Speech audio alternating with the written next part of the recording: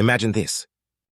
You wake up, and you don't know if today is the last day of your life. Not because of illness, not because of war, but because 70,000 strangers paid to watch you die. And the worst part, they're cheering. Right now, millions of tourists stand inside the Roman Colosseum every year, snapping photos, smiling, soaking in the history. But almost none of them know what the ground beneath their feet was truly soaked in. This isn't just a story about ancient Rome. This is the story of the most sophisticated killing machine humanity ever built, dressed up as entertainment. Stay with me, because what they don't teach you in school is far darker than anything you've imagined. You've seen the postcards. The Colosseum, a marvel of Roman engineering, symbol of power, a wonder of the ancient world. And yes, technically, all of that is true. Built between 70 and 80 AD under Emperor Vespasian, the Colosseum could hold up to 80,000 spectators. It had 80 arched entrances, called vomitoria, designed so the entire crowd could be seated in under 15 minutes. It had a retractable canvas roof called the velarium, operated by a crew of 1,000 trained sailors from the Roman Navy. It even had underground plumbing, elevators, and trapdoors. For its time, the Colosseum was the most technologically advanced stadium ever constructed. But here's the question no one asks on those guided tours.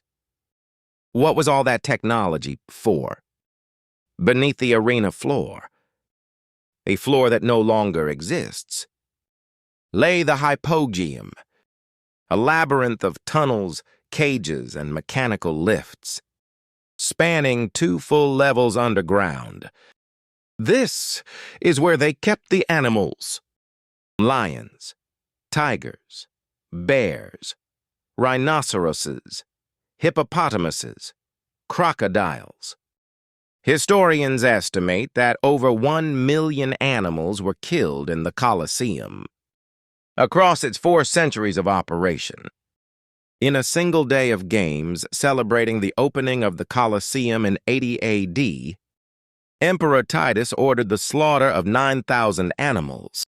In 107 AD, Emperor Trajan celebrated a military victory with 123 days of games, during which 11,000 animals and thousands of humans were killed.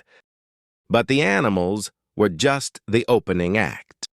The real spectacle was what came next. When most people think gladiator, they picture a warrior who chose the arena, a soldier thirsting for glory. The reality was almost never that. The majority of gladiators were slaves, prisoners of war and convicted criminals, people who had no choice.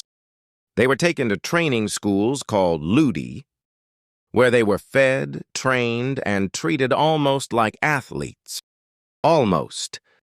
Because the moment you entered the ludus, you signed away your legal rights and became the property of a lanista, a gladiator manager who could sell you, rent you out, or send you to die.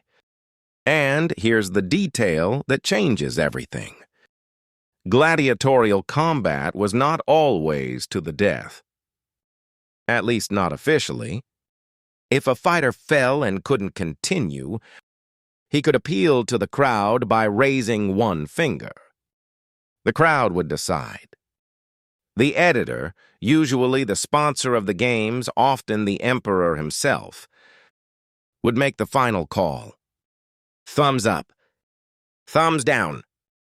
Except, and historians have debated this for centuries, we're not entirely sure which gesture meant live and which meant die. What we do know is this: mercy was rare. The crowd didn't come for mercy. Gladiator fights were brutal, but they were far from the worst thing that happened inside those walls. The morning session, called Venaciones, featured beast hunts. Men armed with spears against lions. Men armed with nothing against bears. Sometimes it was just men, unarmed, released into the arena. The midday session was reserved for Noxy, condemned criminals. These weren't gladiators. They had no training, no weapons, no armor. They were simply executed, publicly, creatively.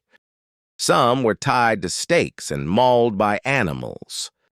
Others were forced to reenact mythological deaths, dressed as Orpheus, torn apart by bears, or as Icarus, dropped from a mechanical crane into a pit of flames. Ancient Roman sources describe these mythological executions as crowd favorites. And the crowd? Senators in the front rows, women in the upper tiers, children, priests.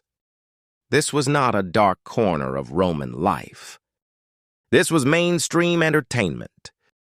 This was date night. So how did an entire civilization, one that gave us democracy, philosophy, art, law, normalize this? The answer is two words that still echo into modern politics. Panem et circenses. Bread and circuses. Roman satirist Juvenal coined the phrase to describe how the ruling class kept the masses distracted and compliant. Give the people food. Give them spectacle. And they'll never question who holds the power.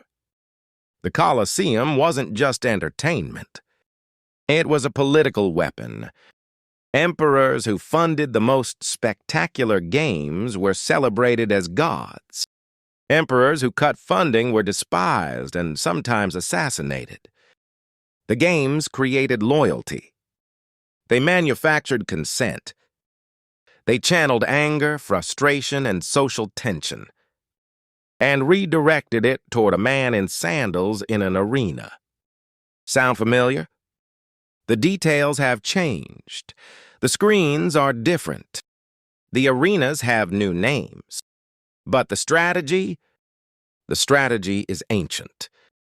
The Roman Colosseum stands today as one of the most visited sites on Earth. And it should. Not because it was glorious, but because it was real. Because understanding what humans are capable of, both in engineering and in cruelty, is the only way to recognize those same patterns when they appear again. In different forms, in different packaging. In a world that still uses spectacle to distract, still uses fear to control, and still fills arenas to watch others fall. The Colosseum isn't just ancient history. It's a mirror. And the question it asks, 2,000 years later, is a simple one. What are you willing to watch?